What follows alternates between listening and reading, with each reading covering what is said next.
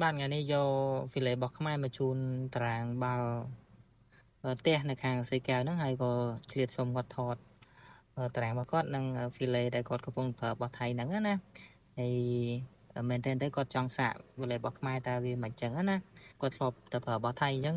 អរគុណដែលកំងបងប្អូនហើយជឿទុកចិត្តលើវ៉ាន់បងប្អូនណាអរគុណ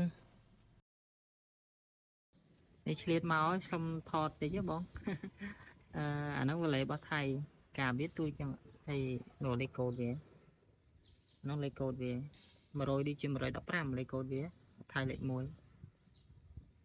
វាច្រើនបលេគឺដាច់កន្លែងហ្នឹងវាច្រើនគឺដាច់កន្លែងហ្នឹងហ្មងអានេះមកពីយើងហិតវានេះពេកឆ្ងាយពេកយើងកុំហិតវាឆ្ងាយពេកហិតប្របាយនេះបាននេះកន្លែងនេះ